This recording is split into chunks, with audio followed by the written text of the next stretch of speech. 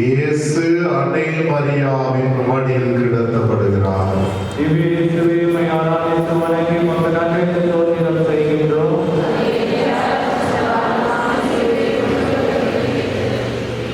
உமது உள்ளத்தை ஒரு வாள் ஊடுருவி பாயும்.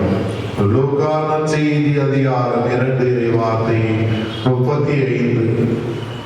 தாய் சொந்தம் மட்டுமே தவிர்க்க முடியாதது, தாய் சொந்தம் மட்டுமே நிரந்தரமானது, நிலைத்திருக்கக்கூடியது.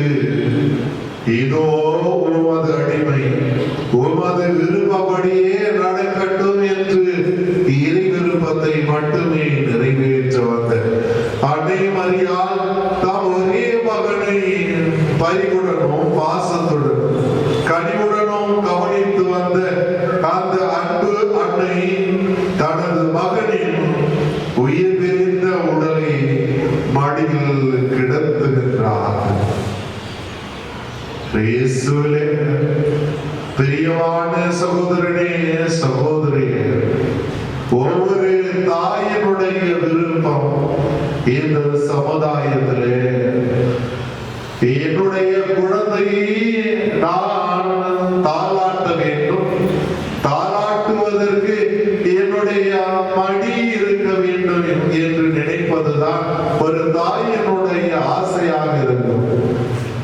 அதன் பிறகு பள்ளிக்கு செல்கின்ற பொழுது முதல் மதிப்பெண்ணை பெற்று அதனுடைய அந்த சான்றிதழை அந்த தாயினுடைய மடியிலே என்னுடைய மகன், என்னுடைய மகள் வைப்பாளா என்பதுதான் தாயினுடைய இன்னொரு ஆசையாக இருக்கலாம், விருப்பமாக இருக்கலாம்.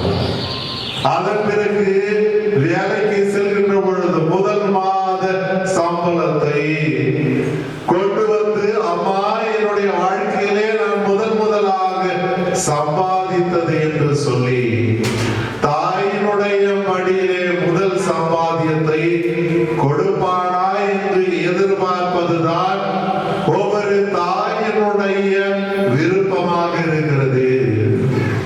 அதன் பிறகு திருமணம் முடிந்த பிறகு தன்னுடைய பேர குழந்தைகளை மீண்டும் அதே மடியிலே வைத்து தாளாட்ட வேண்டும் என்று சொல்லி ஒரு தாயினுடைய விருப்பங்கள், ஒரு தாயினுடைய மடியானது பல்வேறு விதங்களிலே நோயுற்றிருக்கிற தன்னுடைய குழந்தை குணம் பெறுவதற்காக தாயினுடைய மடி தேவைப்படுகிறது.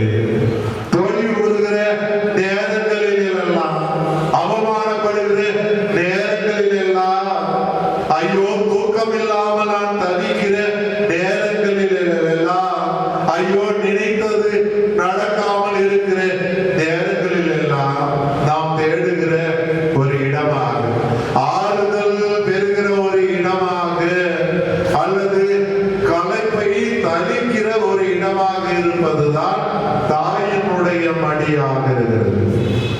ஆனால் இந்த நிலையிலே நாம் பார்க்கிற பொழுது அன்னை மரியாளுக்கு கிடைத்த பரிசு என்ன என்று பார்க்கிற பொழுது, இந்த சமுதாயத்தில் இருக்கிற தாய்மார்களுக்கு கிடைக்கிற பரிசு போன்றதை அல்ல, மாறாக தன்னுடைய ஒரே மகனை எவ்வளவு காலமாக பாதுகாத்து அரவணைத்து வளர்த்து வந்த தன்னுடைய ஒரே மகனை உயிரற்ற ஒரு உடலாக அந்த தாயினுடைய மடியிலே கிடத்தப்படுகிற பொழுது அன்னை மரியாளுடைய உள்ளம் எப்படிப்பட்டதாக இருந்திருக்கும்.